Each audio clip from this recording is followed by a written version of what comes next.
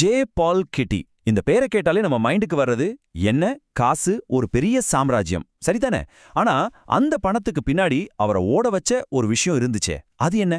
அவரோட வெற்றி, சில சமயம் அவர் மேல விழுந்த சர்ச்சைகள், இதுக்கெல்லாம் பின்னாடி இருந்த பிலாசபி என்ன?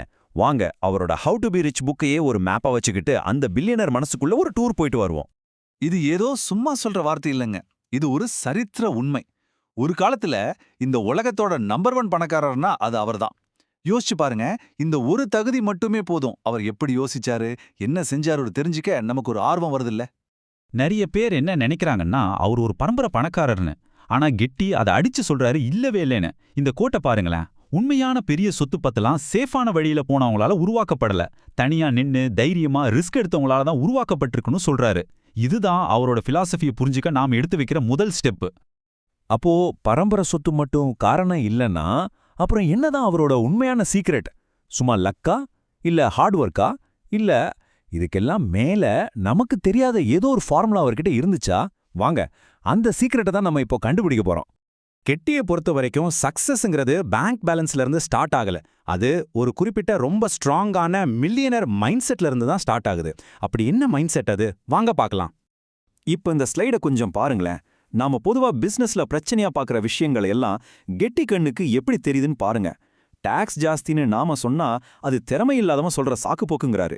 லேபர் காஸ்ட் அதிகம்னா அங்க பெரிய மார்க்கெட் இருக்குன்னு அர்த்தங்கிறாரு. காம்படிஷன் ஜாஸ்தியா இருக்கா, அது இல்லாம என்னங்க பிசினஸ்னு கேட்கிறாரு. அதாவது அவர் பார்வையில எதுவுமே தடை கிடையாது, எல்லாமே ஜெயிக்கிறதுக்கான ஒரு ஸ்டெப்பு தான். வெறும் $5 இந்த சின்ன காசு மனுஷங்களோட சைக்காலஜியை பத்தி கெட்டிக்கு ஒரு பெரிய பாடத்தையே கத்துக் கொடுத்துருக்கு. ஒரு தடவை என்ன பண்ணிருக்காரு, அவரோட மேனேஜர்கள் சம்பளத்துல இருந்து வெறும் $5 மட்டும் குறைச்சு அவங்க நோட் பண்றாங்களான்னு டெஸ்ட் பண்ணிருக்காரு. ரிசல்ட் என்ன தெரியுமா? கம்பெனியோட லட்சக்கணக்கான டாலர் வேஸ்டேஜை கண்டுக்காதவங்க கூட தான் பாக்கெட்ல இருந்து $5 போகுதுன்னதும் பதறிட்டாங்களாம். இதுல இருந்து கெட்டி கத்துக்கிட்ட பாடம் ஒண்ணுதான், செலவு பண்ணா வலிக்குங்கிறத ஒவ்வொரு எம்ப்ளாய்க்கும் புரிய வைக்கணும். சின்ன சின்ன விஷயத்துல சிக்கனமா இருந்தாலும் பெரிய நஷ்டத்தை தடுக்க முடியும். சரி, அந்த மைண்ட் செட் ஓகே. அதை எப்படி ஆக்ஷனுக்கு கொண்டு வருது? சும்மா யோசிச்சா மட்டும் போதுமா? ஜெயிக்க முடியாது இல்லையா? கெட்டி எப்படி தன்னோட அந்த வித்தியாசமான யோசனைய வச்சு இது நடக்கவே நடக்காதுன்னு சொன்ன விஷயங்களையெல்லாம் செஞ்சு காட்டினாருன்னு பாப்போம் வாங்க. உதாரணத்துக்கு இந்த சீல் பீச் கதையே எடுத்துக்கலாமே. அங்க எண்ணெய் இருக்கு, ஆனா பெரிய லாரிங்களை உள்ள கொண்டு போகவே முடியாது, வழியே இல்ல. மத்த எல்லா கம்பெனியும் இது நடக்காத காரியம்னு கை விரிச்சிட்டாங்க. ஆனா கெட்டி என்ன பண்ணாரு தெரியுமா? அங்கேயே ஒரு குட்டி ட்ரில்லிங் மிஷினை டிசைன் பண்ணி ஒரு மினி ரயில்வே ட்ராக்கைய போட்டு அந்த எண்ணெயை எடுத்துட்டாரு. இதுதான் கெட்டி ஸ்டைல். பிரச்சனையை பார்த்து ஓடாம அதுக்கு ஒரு புது ரூட்டே போடுறது. இது கேட்கறதுக்கு ரொம்ப ஓவரா தெரியலாம், ஆனா இதுக்குள்ள ஒரு ஆழமான மெசேஜ் இருக்கு. அவருக்கு நீங்க என்ன பிசினஸ் பண்றீங்கங்கிறது முக்கியமே இல்ல, ஆனா அதை எப்படி பண்ணி லாபம் பார்க்கறீங்கங்கிறது தான் முக்கியம். கடைசில ரிசல்ட் என்ன, லாபம் எவ்வளோ, அதுதான் அவரோட தாரக மந்திரம். கெட்டியோட லீடர்ஷிப் ஸ்டைல் ரொம்பவே சிம்பிள் அண்ட் டைரக்ட். அவர் ஏசி ரூம்ல உட்காந்து ஆர்டர் போடுற டைப் இல்ல. நேரா ஃபீல்டுல இறங்கி ஒர்க்கர்ஸ் கூட சேர்ந்து வேலை செய்வாரு. அவங்களுக்கு ஒரு ரோல் மாடலா இருப்பாரு. ஒரு சின்ன உதாரணம் சொல்றேன். ஒரு எம்ப்ளாயி அவரோட நாய்க்கு கூண்டு கட்ட கம்பெனி மரத்தை எடுத்துட்டாரு. அதை கெட்டி ஒரு சாதாரண திருடா பார்க்கல. இதுதான் ஒரு பெரிய வீழ்ச்சியோட முதல் படின்னு ரொம்ப ஸ்ட்ரிக்டா வார்ன் பண்ணாரு. ஓகே, மில்லியனர் மைண்ட் செட் இருக்கு, அதை வச்சு ஸ்மார்ட்டா வேலை செஞ்சு காசும் சம்பாதிச்சாச்சு. அடுத்து என்ன? அந்த பணத்தை எப்படி பல மடங்கு ஆக்குறது? வாங்க கெட்டியோட இன்வெஸ்ட்மெண்ட் ஃபார்முலாவை 3 முக்கியமான பகுதியா பிரிச்சு பார்க்கலாம். அவரை பொறுத்தவரையும் ஸ்டாக் மார்க்கெட் ஒரு கேம்பிளிங் கிடையாது, அது ஒரு கம்பெனில நம்ம பார்ட்னர் ஆகுற மாதிரி. அதனால அவரோட ரூல் என்னன்னா, மார்க்கெட் பயந்து போய் எல்லாத்தையும் விற்கும்போது, அதாவது விலை ரொம்ப கம்மியா இருக்கும்போது தைரியமா வாங்கணும். வாங்கிட்டு லாங் டேர்முக்கு வெயிட் பண்ணும். ஏன், அந்த கிரேட் டிப்ரெஷன் சமயத்துல கூட இவர் பங்குகளை வாங்கி குவிச்சாருன்னா பாத்துக்கோங்க. அடுத்து ரியல் எஸ்டேட். இதை அவர் எப்படி பார்த்தாருன்னா, பாப்புலேஷன் growth மேல வைக்கிற ஒரு லாங் டேர்ம் பெட் மாதிரி. சிம்பிள் லாஜிக் தானே.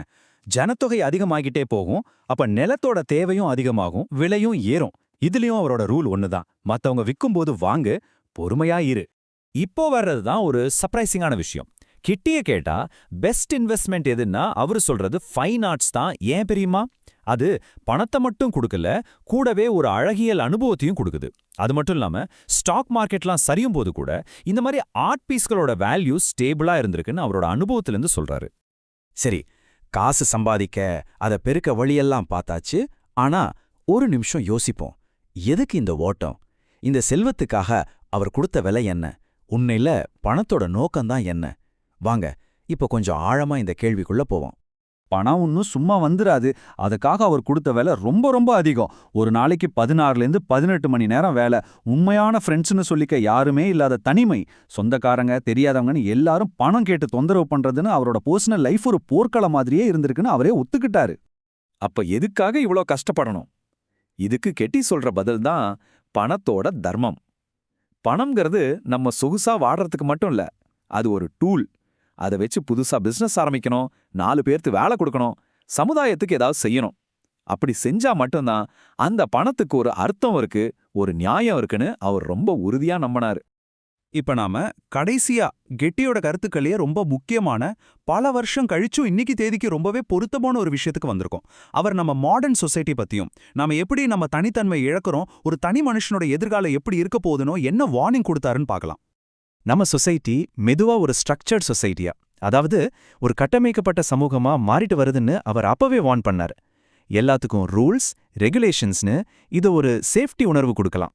ஆனா புதுசா யோசிக்கிற திறனை, ரிஸ்க் எடுக்கிற தைரியத்தை, நம்மளோட உண்மையான இண்டிவிஜுவாலிட்டிய இது கொஞ்சம் கொஞ்சமா அழிச்சிடும்னு பயந்தார். இத அவர் ஒரு பியூரோக்ராட்டிக் தேன்கூடுன்னு சொன்னாரு. இந்த ஸ்லைட்ல இருக்கிற வித்தியாசத்தை பாருங்க, ரொம்ப தெளிவா புரியும். ஒரு பக்கம் ஆர்கனைசேஷன் மேன், இவன் ரிஸ்க் எடுக்க பயப்படுவான், எல்லாரும் என்ன சொல்றாங்களோ அதை கேட்டுட்டு ஏற்கனவே போட்ட ரோட்லயே போவான். இன்னொரு பக்கம் இண்டிவிஜுவாலிஸ்ட், இவன் ரிஸ்க கணக்கு போட்டு எடுப்பான், எல்லாரும் சொல்றதையும் கேள்வி கேட்பான், தனக்குன்னு ஒரு புது வழியை உருவாக்குவான். கெட்டி இந்த 2வது டைப்பை தான் கொண்டாடுறாரு. இதுதான் அவரோட வார்னிங்ஸ்லயே ரொம்ப பவர்ஃபுல்லான ஒண்ணு. நாம போற டெய்லி ரூட் ரொம்ப சேஃபா இருக்கலாம், ஆனா எந்த ஒரு சேஞ்சும் இல்லாம அதே ரூட்ல போயிட்டே இருந்தா அது கடைசியில நம்ம வளர்ச்சிக்கும் கனவுகளுக்கும் ஒரு கல்லறையா மாறிடும். கடைசியா இந்த ஒரு கேள்வியோட நான் உங்களை விட்டு போறேன். நம்மள சுத்தி இருக்கிற இந்த உலகம் எல்லாரும் ஒரே மாதிரி யோசிக்கணும், ஒரே மாதிரி இருக்கணும் நம்மள புஷ் பண்ணிட்டே இருக்கு. இந்த நிலைமையில கெட்டி சொன்ன அந்த தனித்துவமான பாதையை உருவாக்க உண்மையிலே நமக்கு என்ன தேவை? அந்த தைரியமா, அந்த விஷனா, இல்ல வேற ஏதாவது ஒண்ணா? நீங்களே கொஞ்சம் யோசிச்சு பாருங்க.